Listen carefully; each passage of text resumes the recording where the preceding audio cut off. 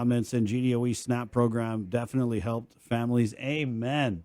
That was a tremendous help for my family, and they're doing it again. I know Izzy's tracking this thing with the GDOE, the pandemic electronic benefits transfer cards. Yeah, that was a huge help. Chris Cave comments in here. Chris Barnett, food increase is crazy. Even Itchy Bag. Now I stock up on all the flavors. Yeah, everything is going up. But again, I mean, I don't know. Was there a lot of thought that went into the governor's announcement? Where did they get this $300 number? We don't know. Hopefully, we'll find out when they come out with the rules and regs. 848, Senator Joanne Brown. She's with the minority in the Guam legislature. Good morning, Senator. Hey, Chris. Good morning. Good morning. I guess we'll just start with you guys had your votes on Friday, and I noticed that you and Senator Tello-Taitigui had voted no on a number of measures, and these were measures that I think originally, correct me if I'm wrong, because you guys know I'm not good with the finances. I just don't have enough money to be good at figuring out finances. But you don't want to complicate things too much in your mind, right? Yeah, exactly. So I know that these bills, they were going to use the EITC, but then Uncle Sam said, no, EITC used bad. EITC only used for EITC. And then it was like, okay, we can't fund anything with this EITC.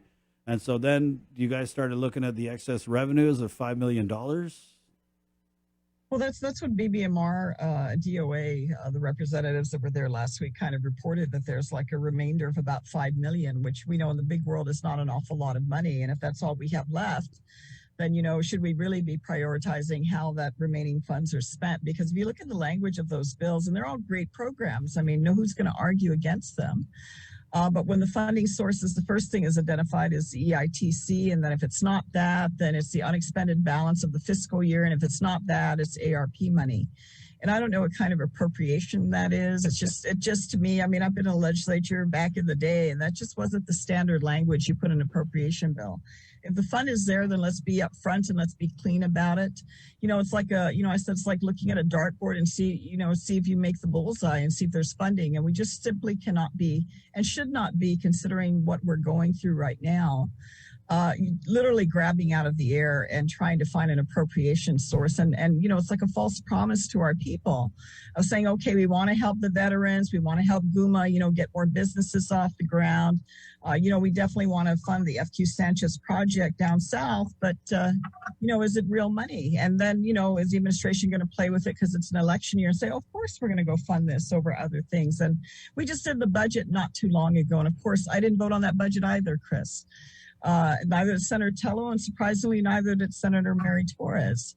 But the rest of the legislature did, and the rest of the legislature committed that they were going to put money aside, the rest of the unexpended balance for the tax refunds, and also for the rainy day fund. 30% of that was supposed to go to the rainy day fund. So that's a commitment they made by their vote just a few months ago. And now here we are, getting these bills out that really don't have as clear a funding source. And in the bigger picture, when you're weighing it against the other critical priorities of government, it just doesn't quite add up to that level of importance. Not that they're unimportant, but, if the money's there, great. But to say that we're appropriating here and there and everywhere, it's just not responsible on our part to be doing that, especially at this time with the situation that we're all in. Yeah, I mean, it was kind of, I guess, just like layman's terms. It was like these plans were made with that EITC, and then when that fell through the roof, you're right, there was this scramble like, okay, what money can we use now? Let's go use this $5 million. Your colleague, Senator Tello, had come out with a press release saying the legislature was on a spending spree. Yes, yeah. And if you look at the collective amount of bills thus far that were introduced, it was over $121 million for what essentially is like maybe $50 to $60 million of each EITC funding. I mean, that's how much was introduced. I mean, they just couldn't move fast enough to appropriate for everything under the sun. Put their name at the top of a bill without even, up until last week, getting clear verification whether or not this money was available. And again, because of the uncertainty that we're heading into where we're at right now, we don't know how much longer, are we going to be in the circumstance that we're at. But even if this whole pandemic ended tomorrow, just getting our tourism industry built back up, which is a very critical foundation of our economy, it's not going to happen overnight. And yet the cost of government, the continued increases, and that's just legislature. Then on top of that, that. You have the administration, oh, let's just, we're going to raise salaries for law enforcement. Who wants to be against law enforcement? Of course, we want to see our law enforcement compensated. But they added on another $16+ million. And then, when their spokesperson's interviewed, oh, we're going to go work with the legislature to sustain this. I mean, maybe they think we're all not quite in, elementary school yet in terms of these positions that they're bringing up publicly, but they're not being very responsible. And yeah, it's election year, but oh my goodness, do we need to be so true to form that we're giving out the people's money? And yet, there's going to be a price to pay, and maybe a harsher price down the road if the funding's not there. But then, of course, the governor will simply blame the legislature. Legislature didn't fund it.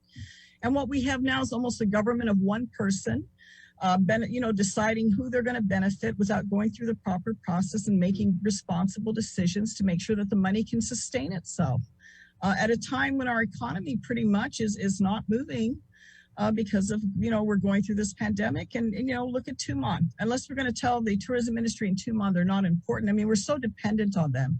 And Chris, as I've said time and time again, we're living in an artificial economy. And as that federal dollar starts drying up, and we're already seeing signs of it, I mean, we're down to $5 million in local funds that we can appropriate. We're that faucet's trickling it's dripping right now.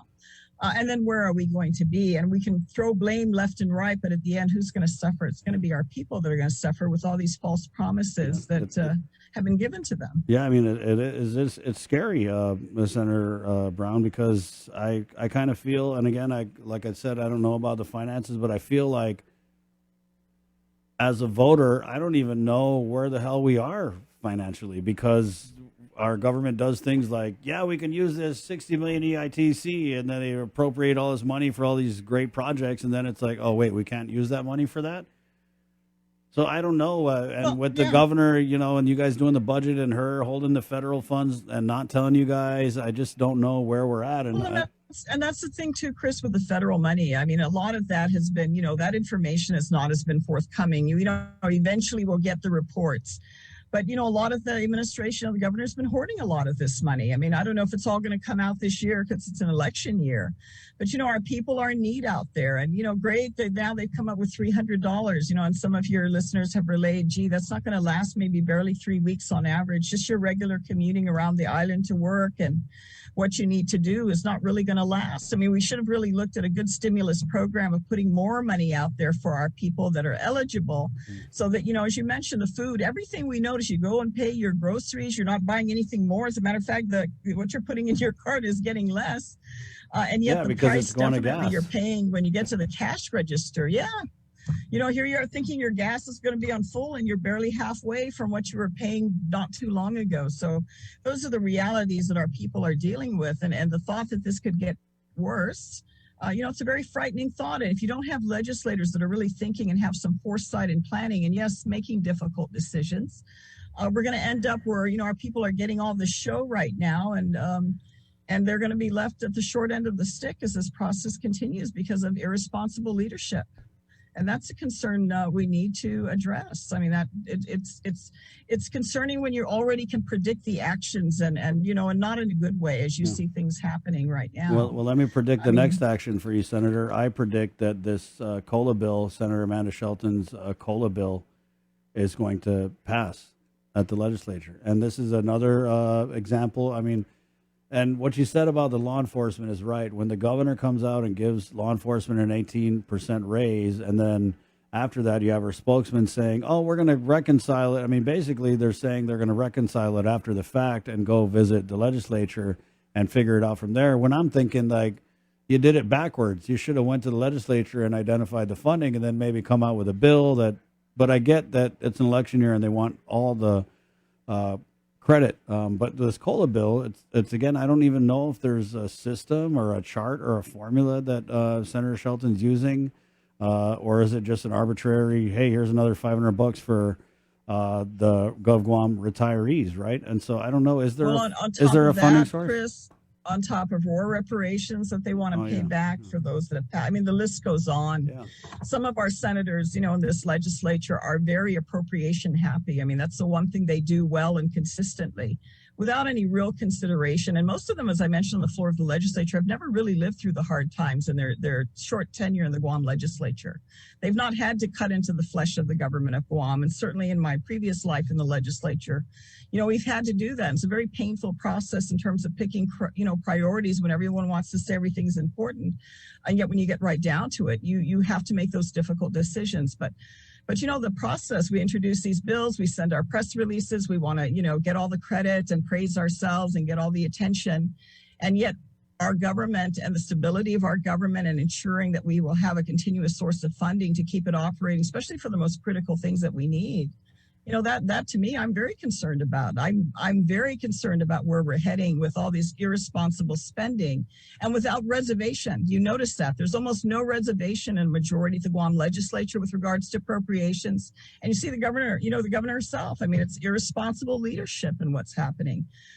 What is going on in our community during a time when you look around and you see the issues that are facing us, especially our ability to generate the money. And I think they're literally putting too many eggs in one basket. I mean, it's just irresponsible leadership that we're seeing these days. How's your Monday going? Well, it's fine otherwise. I mean, my perspective hasn't changed with regards to this. I mean, I hate to be in the position that I'm in to have to raise these concerns, but, I see it. I know it's there. And I just don't see how you just go with the flow of everything and play that game when we're really we're setting our people up for more challenges and more suffering ahead. And I don't think that's what we should be doing as responsible leaders. Well, I think a lot of people would agree. Senator, is there session this week? No, next week? No, we ended session on Friday when we voted late Friday afternoon. Well, thank you, Senator, for your time. Any closing thoughts before we let you go? I wanted to ask you about the election because I know I saw you at the press conference for Camacho. Well, you can ask. Yeah, let me ask. You can ask me about the election. Yeah. Well, how much time do I need?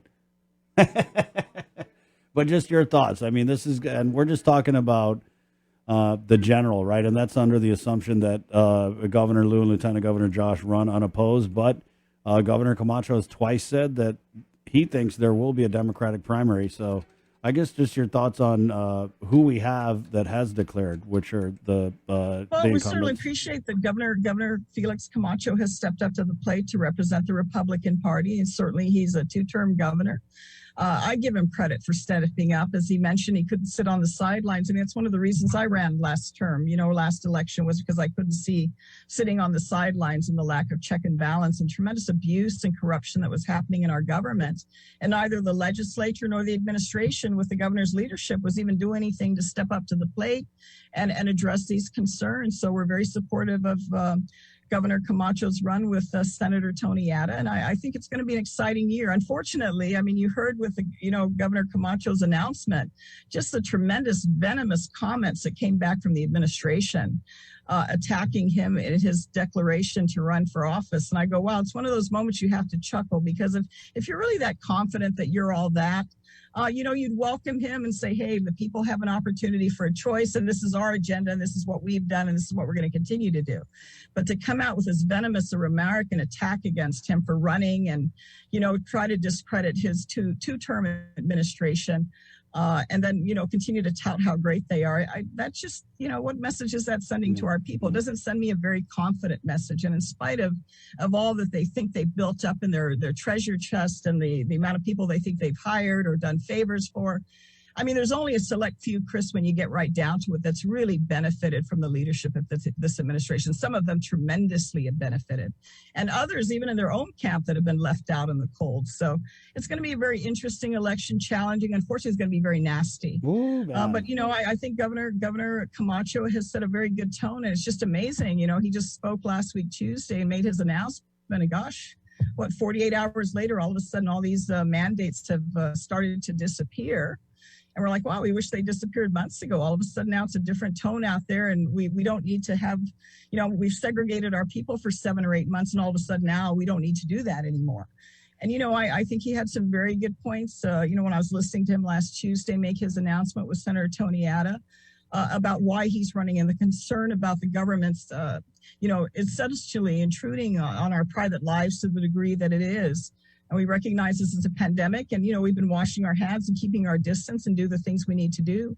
But to the degree of control that has been exercised, the abuse of that control by our executive, by our current governor, I think he's raised some very good points that may some people think just apply to the pandemic, but I think overall could essentially apply to the leadership direction in government and the negative direction that we've seen with this administration and how they've abused the abuse of power that they have had during this tenure, the last 4 years that they've been in office. I think it's interesting what you had said about what their response could have been, because you're absolutely right. I mean, but I think with the Democratic Party, they kind of like hit back.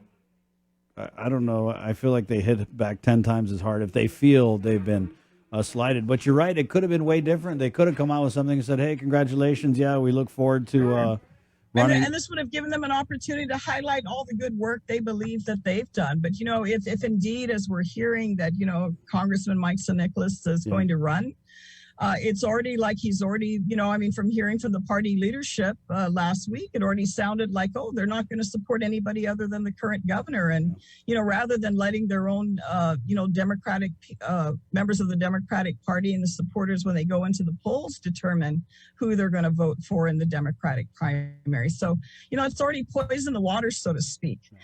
Before an announcement's even been made. So, again, that could be to their detriment. I think they might need to look and review their strategy on how they're projecting themselves, because sometimes the greed for power, Chris, sometimes comes out and it's not very pretty. It's pretty ugly, actually, when you think of it, when that's the main priority.